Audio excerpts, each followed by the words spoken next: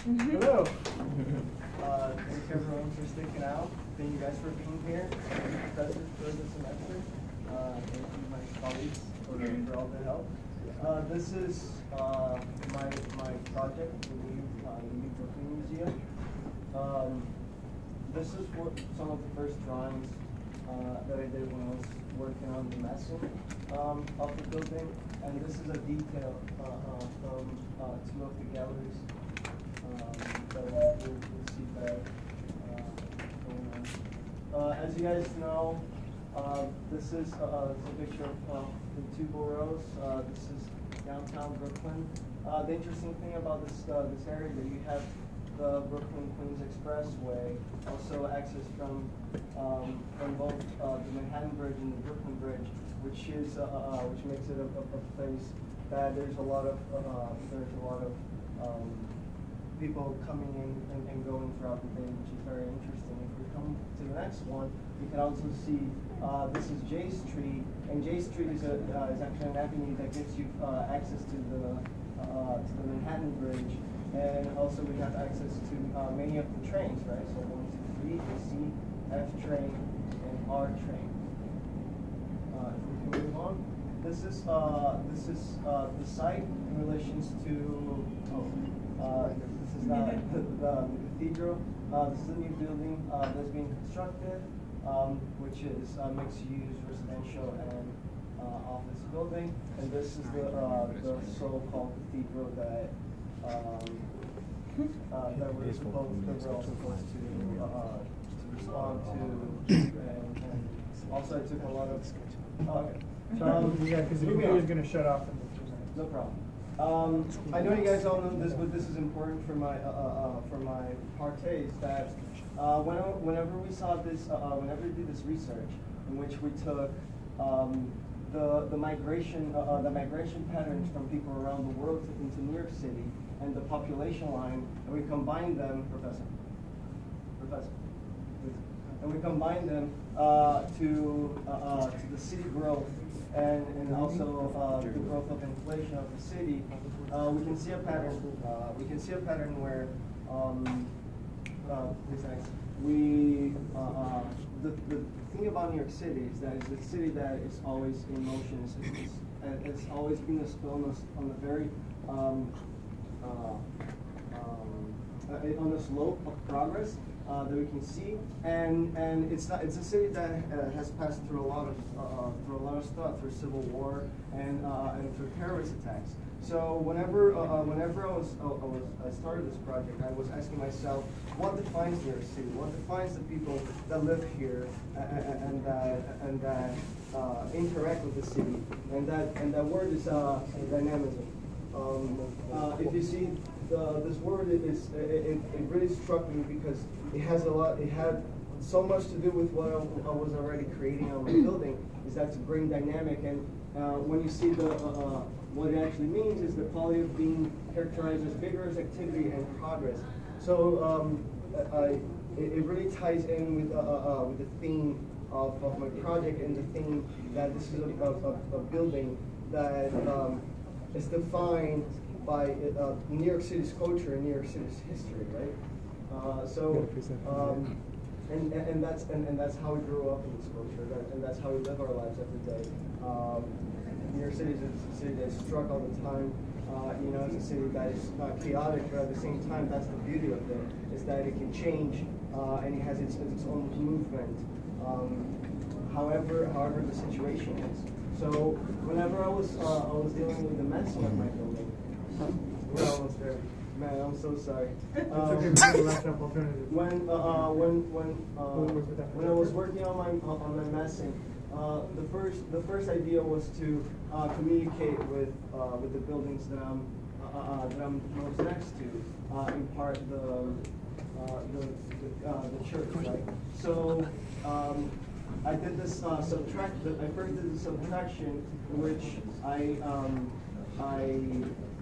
I subtracted in Cascade, and I subtracted a lot of the middle chunk of it, where would be the entrance, to open up for an atrium, where people, while they're coming in and out of the galleries, that is the meeting point, and that's and that's where you gather, and it's playful, it's chaotic, and it entices the movement, as you were going to see in the future. But I also wanted to create something that communicates really well with the church by its side. So whenever I wanted to create movement, I wanted to create a dynamic to it, to shift the whole bulk of the building into an angle. It really allowed me to create different shapes, and not only on a vertical level, but also on a horizontal level, as you're going to see. If we can go next. So this is my ground floor plan. So as you enter, you have you gather here at this big space where there are only areas. There's no doors or rooms that you come in.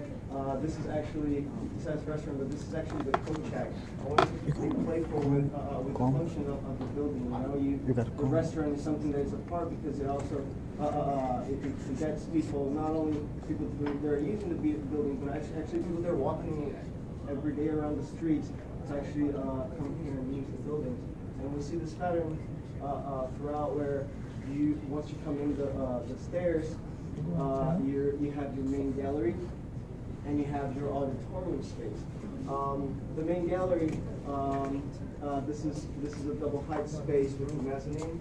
There's not actually accessible from that, but it's accessible from the next floor. And instead of creating a staircase that goes all the way up and down, I really like the idea of having this one staircase that would take you to the first step, and then allow the users to use the egress stairs and bring them as part of the architecture, not only something that you use in case of an emergency, right? And also with the auditorium, what I did is instead of using chairs, I created benches because I had to cut corners to create the. So it allows for people to be inside a smaller space, and that's how it grows. So this is the mezzanine from the first gallery. And then when you're here on the second floor, instead of having a stairs to the third floor, you have the stairs to this half floor, in which you have another gallery. And it's chaotic. It doesn't follow this one simple system, but it allows the person to actually come all the way here and engage with this whole atrium, right? We're going to kind of yeah, well, and then it might get a little bit more repetitive because then the small idea is over, but then you have this hallways that give you access to the other galleries. If you move forward, and then the idea is like is for here to have a gallery and event space that also has an outside area, and that is towards the northwest area, right? So overlooking the city in general. So these are my elevations. North elevation looking at J Street. This is west elevation. This is the entrance of Concord and Chapel Street and J Street. And those are my sections. So the bulk of the building on this side, it would be a concrete system, where here for these galleries it would actually be a wood framing system. Too diverse, and also my professor from Tech has asked us to create something in wood for that class also, so I can show you. So this is in the end, this is the rendering that I got. And the interesting part of it is because you have this this fiberglass atrium here. It's really interesting how it communicates with this volume of the church, and how the lines here also communicate with the church, kind of allowing the church to have its own identity, and instead of closing away from it, taking stuff from here and taking stuff from there with the materials, and color. And if we go next, this is the entrance. So this is the courtroom. You know, like playing different forms and dynamic, not everything following a grid system. You know, and allowing the scope to flow. This is view from up of the atrium, where you can see how playful it is, right? With the lines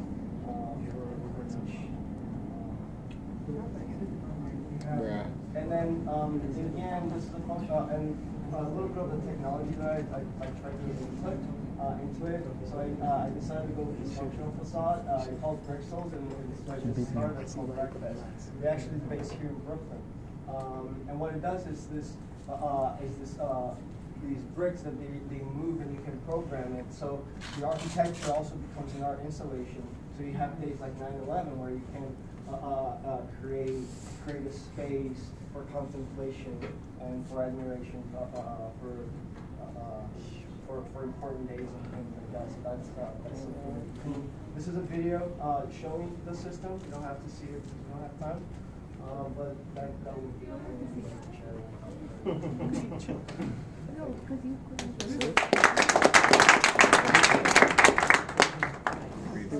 couldn't.